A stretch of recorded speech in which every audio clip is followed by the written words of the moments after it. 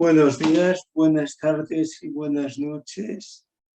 Depende a qué hora se vea este espacio. Tenemos hoy con nosotros al escritor Javier Carreño. ¿Qué tal estás, Javier? Muy bien, Jorge, encantado. Empecemos por el principio. ¿Qué es relatos a tener en cuenta?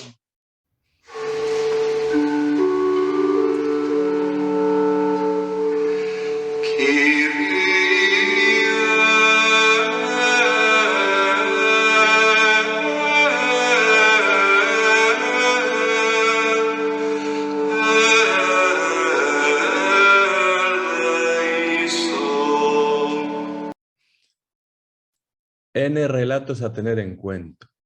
Eso es una serie de relatos que he ido acumulando con el tiempo, que surgían así hace años, fui acumulándolos y un buen día se me ocurrió ese título. Y lo empaqueté y ahí hasta que encontré editor.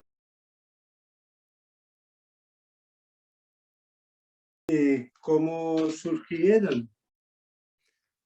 ¿Cómo escribes relatos? ¿Qué forma utilizas o qué espacio de tu tiempo utilizas para escribir relatos? ¿Cómo te vienen? No, normalmente vienen solos, con una idea o un sueño o algo que se me ocurre en alguna situación. Normalmente es una frase o dos frases. Y entonces a partir de ahí escribo, nuevamente cuando aparecen o intento encontrar algún momento y, y luego sí que los he revisado tiempo después o los he corregido, pero no mucho.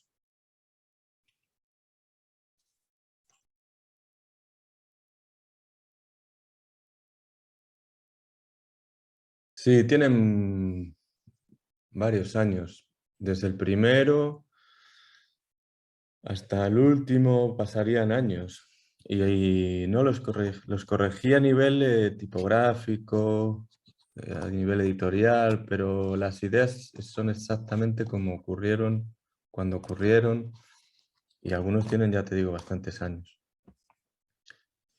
Y nada, fue una así, le puse ese título N relatos, N por la cuestión de que hay muchos que tienen cierta inspiración científica, y cuando se hace un estudio experimental, de hecho yo lo quería llamar N relatos variables, pero el editor Chema insistía que variables redundaba en la N.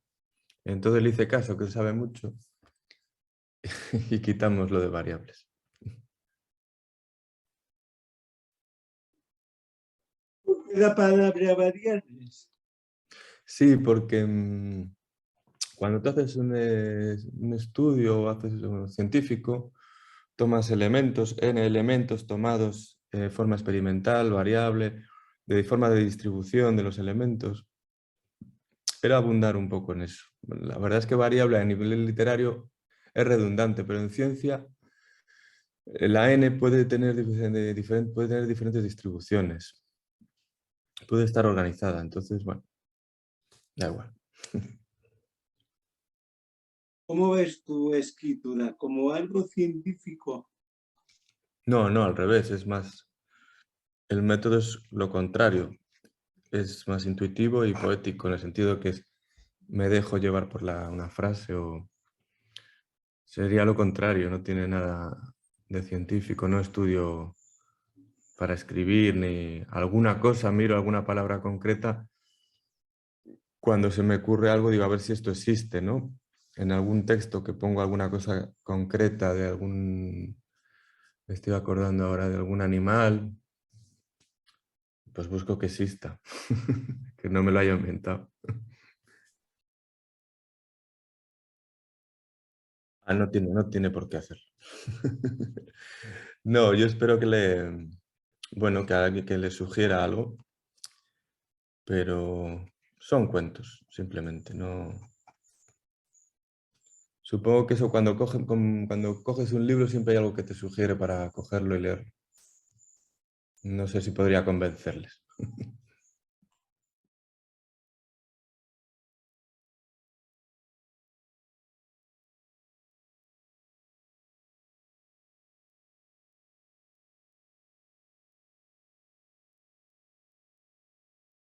¿El mundo está bien repartido?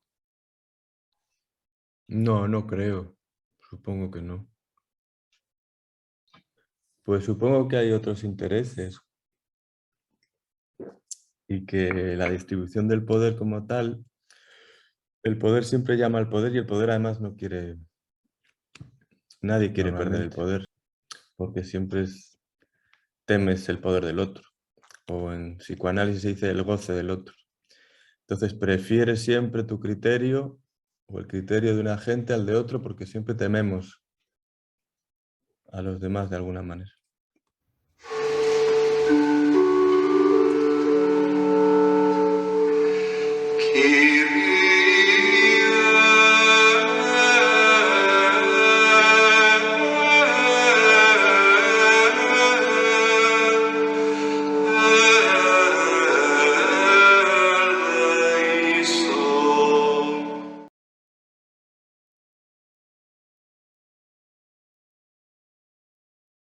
¿Cómo llegaste a ser escritor?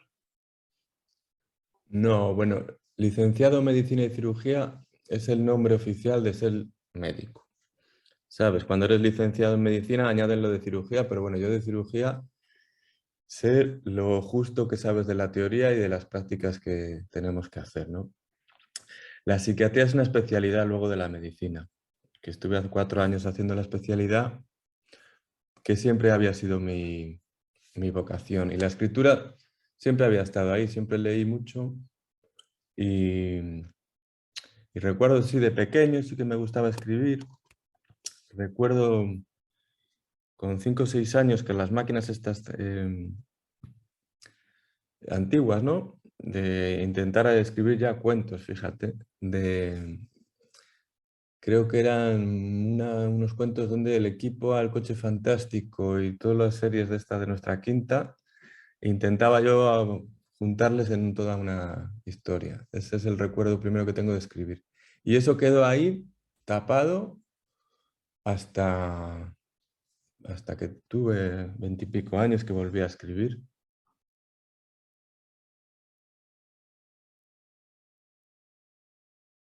Hombre, claro, llevo muchos años aquí. La cuestión es cuando saqué el MIR es el sistema este de elección de formación especialista, y entonces una de mis opciones me interesaba Galicia porque había aquí una escuela de psicoanálisis, había cosas que me interesaban.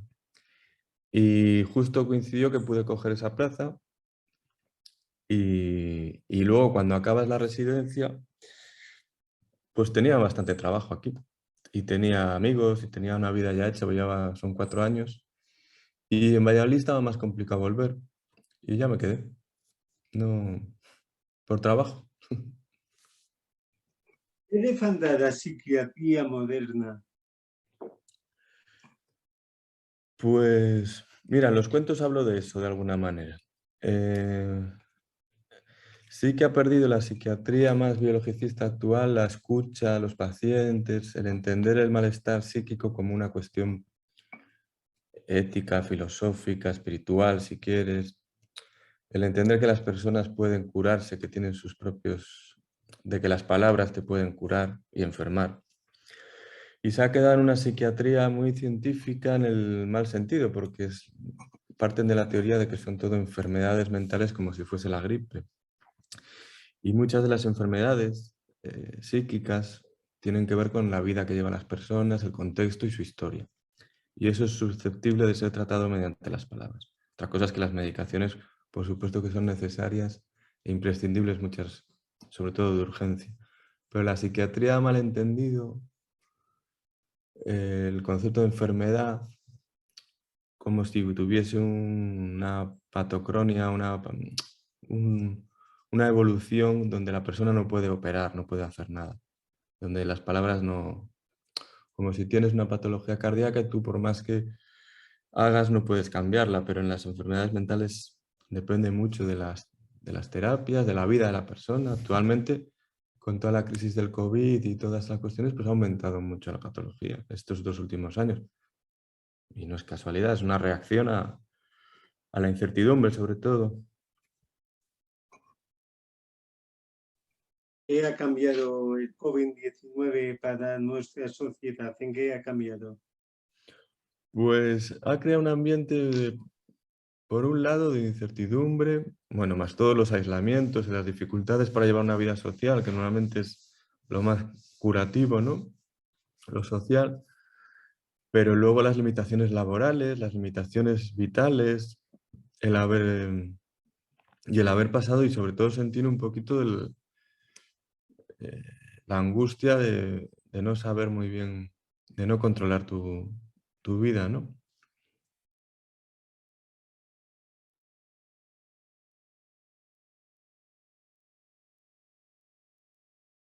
¿O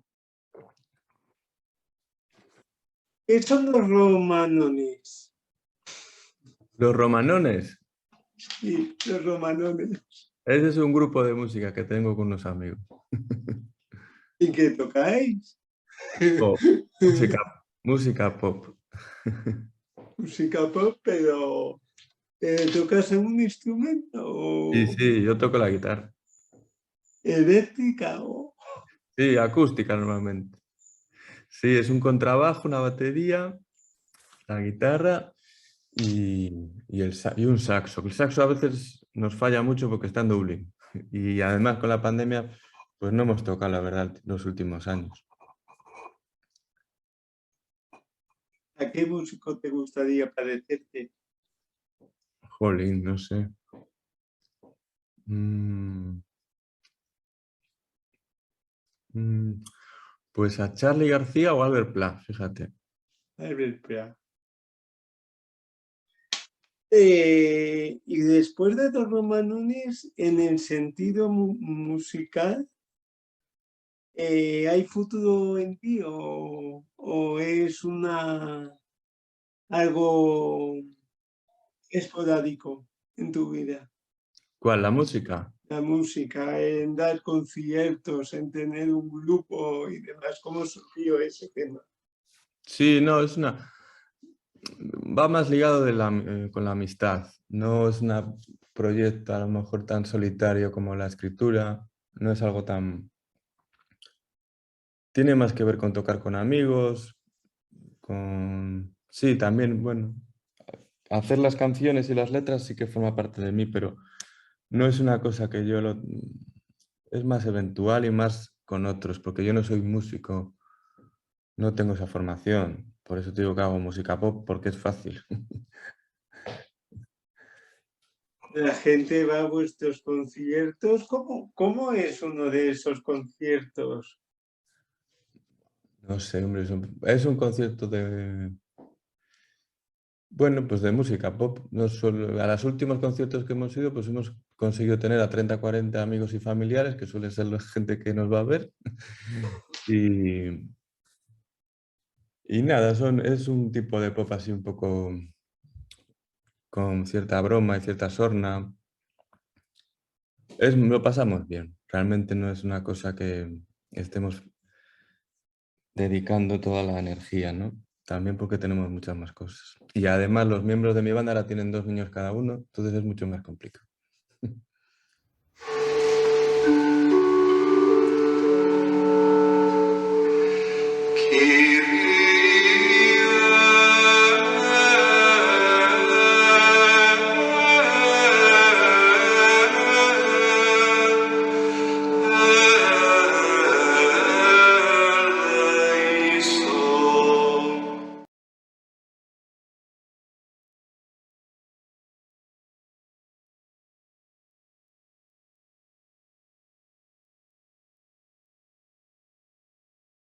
Creaste un blog que se hizo luego, después un libro, creo entender, que Mm, se llama Cosas que tu psiquiatra nunca te dijo. sí, sí. Los psiquiatras esconden cosas. Es habitual. No, hombre, no. Simplemente cuando uno va al psiquiatra, pues lo que estábamos hablando, hay cuestiones en ese libro que empezó como un blog que escribí con mi amigo Kepa Matilla. Lo que planteamos son estas cosas de la psiquiatría científica o estas cuestiones del valor de las palabras, de la importancia de las terapias, de cómo funcionan los medicamentos. Todo eso forma parte de una crítica que hacemos porque no es tan así, ¿no? Realmente. Cuando tú vas al psiquiatra y te dicen usted está enfermo, tiene que tomar esta medicación, eso es verdad.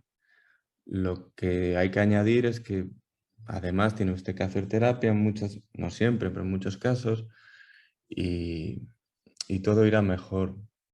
Lo que destapamos un poco es que la psiquiatría a nivel histórico nunca ha sido tan exclusivamente farmacológica y científica, sino que a lo largo de la historia ha sido de muchas maneras y ha tenido muchas influencias. Y siempre ha oscilado entre dos polos, el más físico o el más psicológico o espiritual. Y estamos en una época que hay más de ese polo, y en el libro destapamos cómo muchos de los estudios científicos o de las herramientas que se utilizan no son tan científicas ni tan eficaces.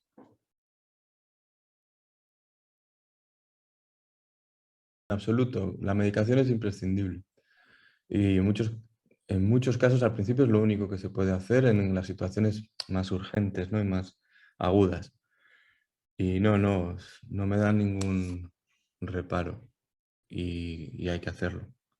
Otra cuestión es que se deje de la mano que esa sea la única salida. Pero en absoluto, la medicación a día de hoy, en el mundo que vivimos, es imprescindible. ¿Hay más salidas para la psiquiatría? ¿Con qué sentido? En el sentido que tú has dicho ahora mismo que sí hay más salidas.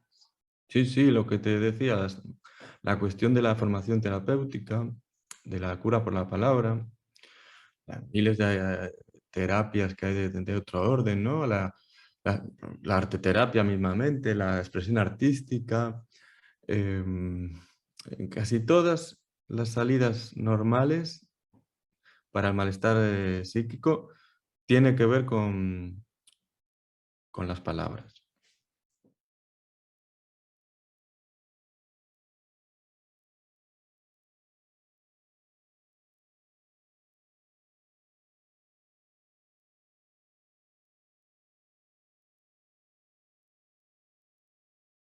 Se llama el juego de los consejos. Te voy a decir ahora mismo 10 consejos fundamentales en la vida. 10 consejos que pueden ser para estabilizar más la armonía contigo mismo.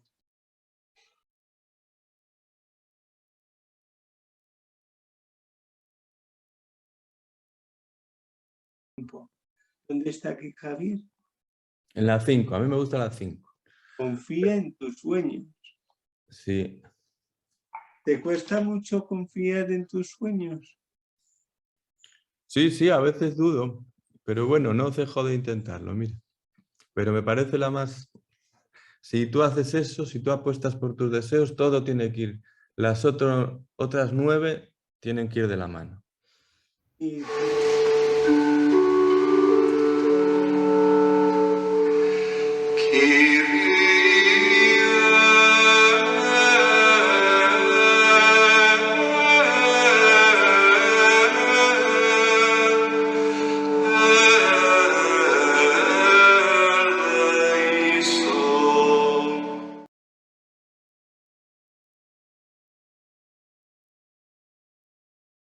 Pues no lo sé. Yo recuerdo que este tipo de escritura sí que me recuerda a mí a mis épocas de leer mucho a Cortázar, Borges, Benedetti, todo ese mundo, ¿no?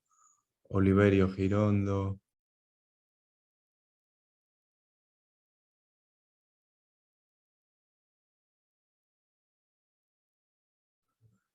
Pero yo mi literatura de principio era más de ciencia ficción.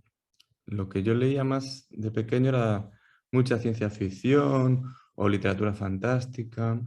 Con los años me metí en todo esto, en ese tipo de literatura más mágica o tal, ¿no? Sí, serían ese tipo de autor, una mezcla de esos autores.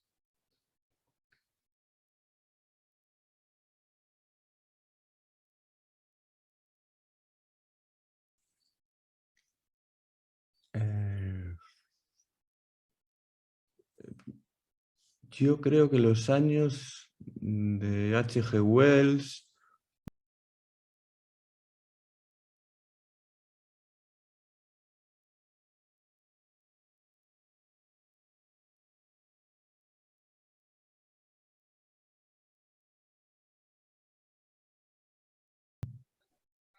esa literatura, o Julio Verne, finales del 19, principios del 20, ese mundo prociencia naciente. Hablando de literatura, mirando desde un plano más lejano a ti, ¿cómo verías tu literatura? Desde fuera de mí, Desde fuera de ti, sí. ni idea, no sé. No lo ¿Alguna sé. vez has hecho ese ejercicio? No, no, porque yo no estoy muy metido en ese mundo, entonces no leo crítica tampoco literaria, ni... Entonces no sé cómo se valoran esas cosas. Eh, sería, pues, serían cuentos de ciencia y de magia, o de ciencia fantástica o algo así, o poesía surrealista, no lo sé. Como tiene varias trazas de cosas, si cabe, hay una constante que es la presencia de lo psíquico, lo científico y una intención poética, ¿no? Pero no sabría, eso lo sabéis mejor vosotros, los que os dedicáis a esto, los periodistas.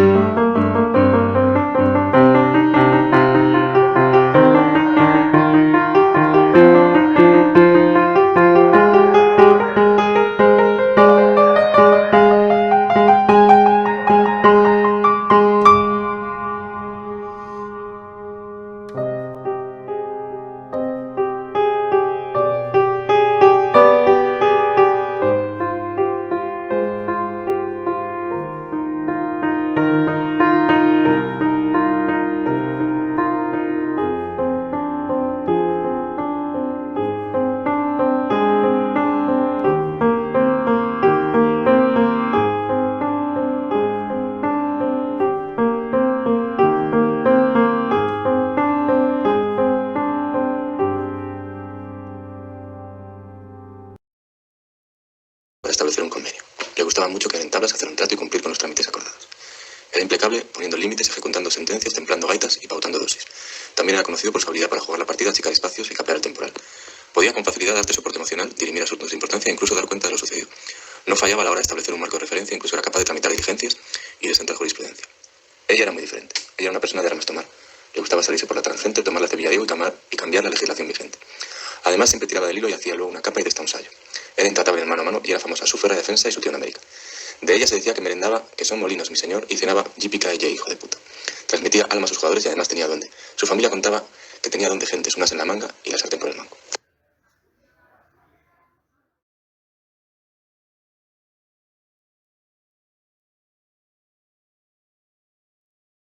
¿Cómo es la mentira para un psiquiatra?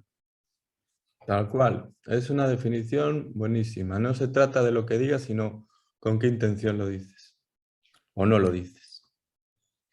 Entonces no importa la mentira, sino ¿Hacia dónde el vas? hecho que conduce a la mentira.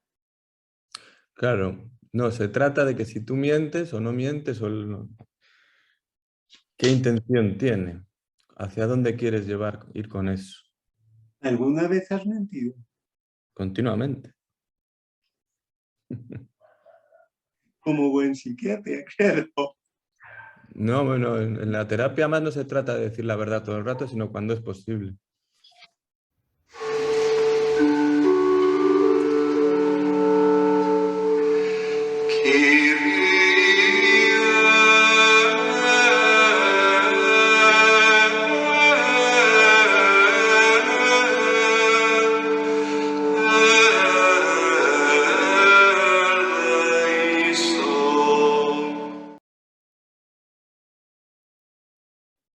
¿Qué significa para ti Freud?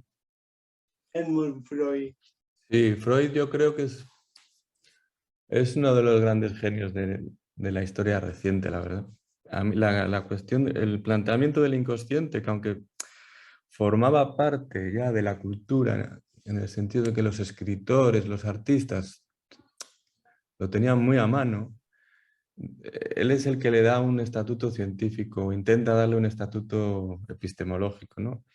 De hecho, él mismo dice en un artículo sobre la gradiva de Jensen, que dice, le alucinaba, dice, cómo los artistas, los escritores, tienen la capacidad de acceder a estas cuestiones inconscientes, neuróticas, de cómo funciona la neurosis, de forma intuitiva.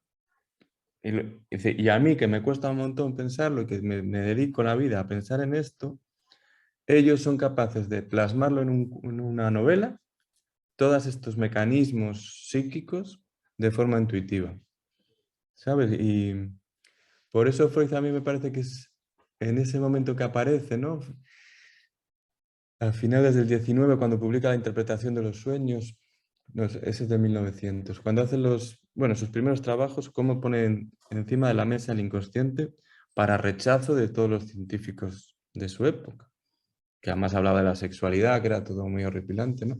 Y cómo a día de hoy llevan 150 años matando a Freud y no termina de desaparecer nunca, sigue vigente. Ponte en un lugar de ciencia ficción. ¿Cómo hubiese sido tu profesión en Freud?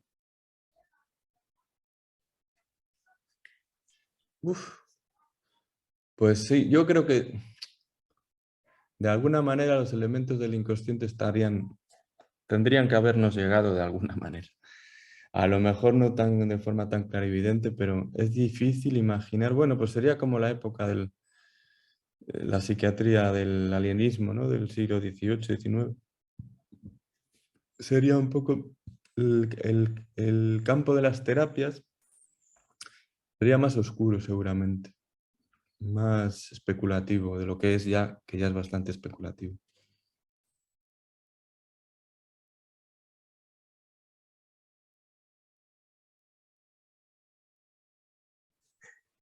Eres fundador del colectivo España Batman.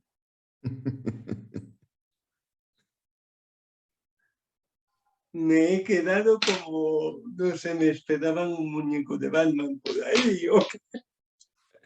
No, eso es una broma, es un grupo de amigos y es un sueño mío que no se termina de cumplir, que es crear un proyecto también musical que se llame España Batman. España Batman es el nombre que dio el hijo de unos amigos al preguntarle por nombres de un grupo musical, ¿no?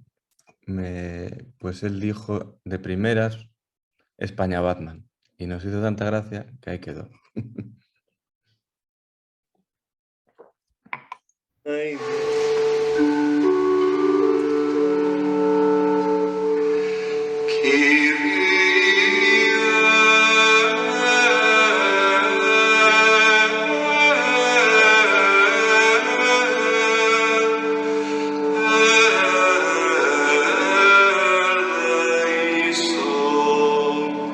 ¿cuál es tu palabra favorita? La palabra favorita. Jolín, qué pregunta.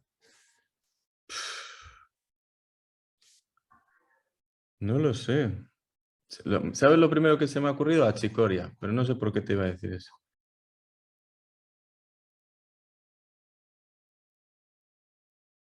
Pues muchas gracias, Javier Carreño. Para mí ha sido un verdadero placer tenerte de este ratito y suerte con el libro. Pues muchísimas gracias. Ha sido un placer, la verdad. ¿Cuántas preguntas me has hecho? Que pues nada, encantado y hablaremos. Dime qué te pasa, dime qué tú sientes. La puta mala ya se te pega en los dientes. No sé si me entiendes o no me comprendes, pero te lo digo que me los fumo verdes. Dale Andrés y compárteme el beat, que los detalles escuchen la peña que está aquí. Quiero tocar el cielo si mi copa para allí. Quiero entrar al infierno si se puede consumir. Bombo clap, dale duro, algo más que me quede duro la piel de mística. Pa' que la peña escuche la verdad, que esto no es feca, es real. Parecemos pacientes de un manicomio, siempre escuchando la voz del demonio. Lleno de pecado, locura y odio, fumando la mar y presando el choco. Conoce papeles, me pongo todo loco, con 50 mental mi el siroco. Como falta curiosidad nitroso, mi flow poderoso, todo su peso sonoro. Sabe mi loco que tengo razón. Pa' partirte el culo también tu reglón. Mamita que habla no era mi intención provocar los celos ni la situación. Ahora me dice que quiere volver. Yo le